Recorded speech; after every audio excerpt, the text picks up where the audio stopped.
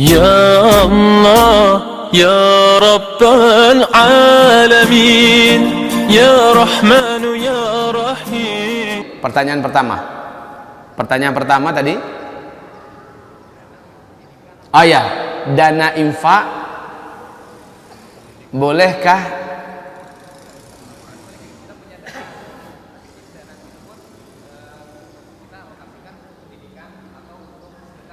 baik, terima kasih. Tahukah Bapak Ibu apa beda infak dan sedekah? Kenapa agama lebih mengwar-warkan? Kalau bahasa orang Malaysia, lebih mewar-warkan itu apa artinya? Lebih menggembos agar kita lebih kuat berinfak. Bahkan kata Rasulullah, standar kuat dan lemahnya iman seseorang lihat kepada kuat atau tidaknya dia berinfak. Makin sedikit dia berinfak menandakan makin tipis imannya. Makin berani dia berinfak menandakan iman di dalam dadinya besar, kuat. Sementara sedekah, maaf ya, infak harta yang dikeluarkan untuk kepentingan ajaran agama Allah, untuk kepentingan perjuangan agama Allah, untuk kepentingan tegaknya agama Allah, ini infak. Maka harta yang dikeluarkan untuk para mujahidin itu infak fisabilillah. Harta yang dikeluarkan untuk para dai dan ulama yang pergi berdakwah, maka itu adalah infak. Harta yang dikeluarkan untuk para penuntut ilmu di jalan Allah Subhanahu wa taala, penuntut ilmu agama Allah ya, ke pesantren, ke Mesir, ke mana-mana, itu adalah infak. Harta yang dikeluarkan untuk dalam rangka mengatasi kristenisasi, mengatasi kendala-kendala yang terjadi di pelosok-pelosok pedalaman ya, yang berkaitan dengan agama, itu adalah infak fisabilillah. Sementara sedekah adalah harta yang dikeluarkan untuk membantu manusia-manusia terdekat dengan kita, membantu manusia-manusia terdekat dengan kita, tidak ada urusannya dengan penegakan agama Allah. Contoh, memberi duit pada orang tua kita, sedekah. Memberi belanja untuk istri kita, sedekah. Memberi nafkah untuk anak kita, sedekah. Memberi santunan pada fakir miskin, sedekah. Memberi tunjangan kepada kepada pegawai kita, sedekah ya. Membantu memperbaiki jalan-jalan yang rusak, sedekah. Apapun yang tidak ada hubungannya untuk penegakan agama Allah, maka yang harta dikeluarkan adalah sedekah. Dan itu nilai kembaliannya dari Allah hanya 10 kali lipat. Sementara kalau infak, pengembaliannya dari Allah 700 kali lipat, start dari situ. Luar biasa. Dan para sahabat itu hampir-hampir mereka tidak bisa berzakat di akhir tahun karena harta mereka di tengah jalan habis untuk infak di jalan Allah, untuk kepentingan dakwah Rasulullah, untuk kepentingan jihad, Masya Allah, sering habis di tengah jalan, Pak. Nah, kaum muslimin yang kami muliakan, manakah lebih prioritas? Jadi begini, Pak. Seorang ibu di kota Payakumbuh, dia termasuk ibu terkaya di kota Payakumbuh, Pak. Udah tua. Usianya sekarang kalau saya nggak salah udah 86 tahun, masih hidup. Ya.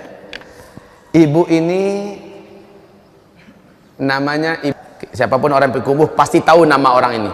Wanita konglomerat, sudah tua tetapi sangat dermawan di kota Payakumbuh. Dia pernah bertanya pada saya, Pak Ustadz, dia panggil amak pada dirinya dan saya panggil amak kepada beliau. Amak akan mau memberangkatkan orang ke tanah suci.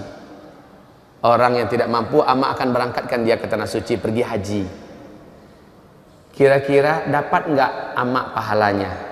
Saya katakan kepadanya, kalau orang yang amak kirim adalah orang yang soleh, akidahnya lurus, dan dia punya ilmu tentang ibadah haji, insya Allah mak, kalau dia kerjakan secara baik, amak akan dapatkan pahala dia sebanyak apa dia mendapatkan untuk dirinya.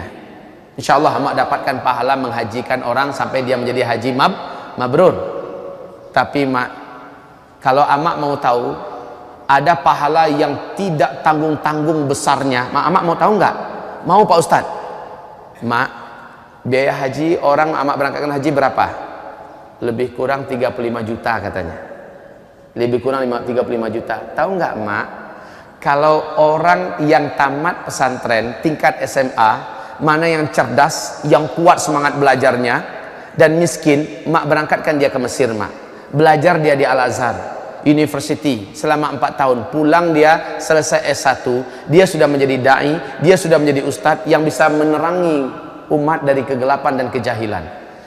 Mak, biaya pemuda ini, biaya laki-laki itu pulang pergi itu habis 35 juta, Mak. Pulang pergi dan biaya 4 tahun itu habis 35 juta. Saya dari Mesir, jadi saya tahu biayanya. Sampai sekarang kurang lebih segitu-gitu, Pak. Berarti satu kali memberangkatkan orang haji bisa memberangkatkan sampai selesai satu orang remaja muslim kita yang punya kemampuan, punya semangat. Mak ketika dia pulang, lalu dia ceramah, dia bakar semangat orang untuk taat kepada Allah. Lewat lisannya banyak yang taubat, mak. Lewat lisannya banyak yang sholat. Lewat lisannya banyak yang puasa sunat. Lewat lisannya, mak, banyak yang pergi haji, banyak pergi umrah. Lewat lisannya, mak, akhirnya seluruh orang-orang yang beramal tersebut dapat oleh ustadz itu, mak, pahalanya. Sebanyak yang mereka buat, pahalanya mengalir untuk ustadz itu. Dahsyat ya, Pak, ya. Mengalir untuk ustadz itu. Dan sebanyak apa yang ustadz ini dapat, di copy paste oleh Allah, dapat oleh emak. Mana, mak? Ratusan mungkin ribuan orang yang berangkat haji gara-gara dana 35 juta, atau mak ingin dapat pahala satu haji saja? Termenung dia, Pak. Termenung dia. Inilah dia dahsyatnya mengangkat anak asuh yang dididik untuk menjadi ulama. Pilihlah anak-anak yang cerdas, yang punya kemauan kuat, keluarganya mendukung, dan dia tidak mampu biayai. Ini lebih hebat, Pak.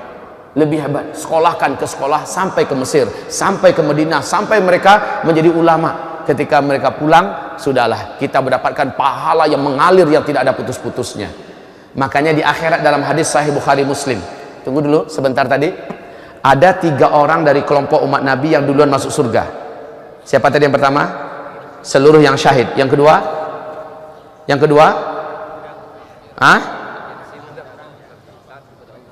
Seorang budak yang sibuk tapi tetap memprioritaskan Allah. Yang ketiga, orang fakir yang menahan diri dari meminta. Ternyata yang mengalahkan seluruh orang-orang yang akan duluan masuk surga itu, yang mengalahkan seluruh mereka adalah Sahih Bukhari Muslim berikut ini. Dipanggil orang-orang yang sholat di dunia, yang sholatnya menakjubkan dan mengagumkan, dipersilahkan masuk surga. Apa kata orang yang sholat itu?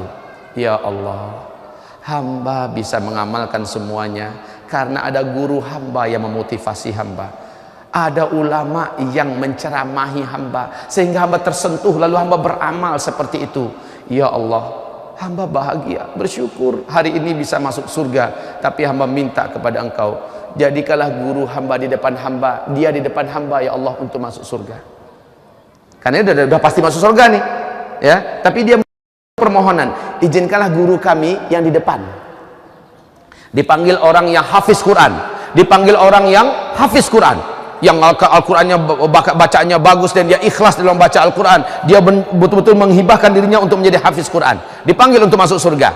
Dia pun berkata, ya Rabb, hamba tidak akan menjadi seorang hafiz kecuali karena adanya ulama, guru-guru kami, ustaz-ustaz yang membakar semangat kami agar kami menjadi seorang hafiz.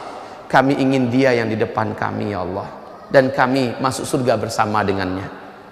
Hormat pada guru nih, Pak.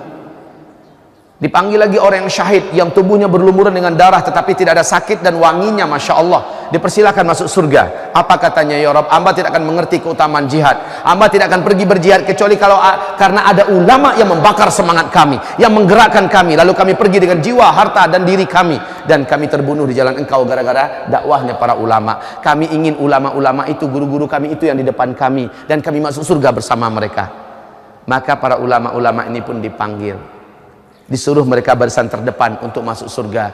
Apa kata para ulama? Ya Allah, kami takkan pernah jadi ulama kalau bukan karena ada orang-orang muhsinin, para dermawan yang beriman, yang menyekolahkan kami, yang membiayai kami untuk bisa berdakwah, yang memfasilitasi kami untuk bisa menyebarkan ilmu. Ya Allah, kami ingin mereka di ujung paling depan kami semua untuk masuk surga. Maka ketahuilah, para dermawan, para muhsinin, mereka-merekalah yang paling di depan masuk surga. Allahu Akbar. Ini hadis Sahih Bukhari Muslim.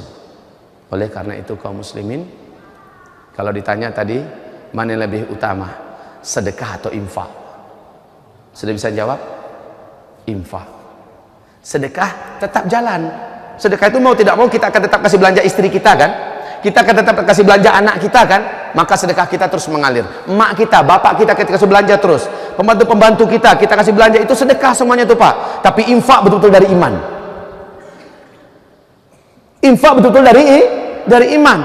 Kalau kita beri kepada anak, memang ada rasa keterkaitan, kita wajib menafkahi anak, kita keluarkan karena Allah, jadi sedekah. Kita keluarkan, ini istri kita, wajib kita nafkahi, ya kan? Itu jadi sedekah. Tapi untuk membela dan membantu agama Allah, benar-benar murni didongkrak oleh iman. Hanya orang yang beriman lah yang mampu. Silakan. Mana lebih utama membiayai uang sekolah atau bersedekah ini? Begitu. Ya sudah jelas, infak untuk agama Allah lebih prioritas.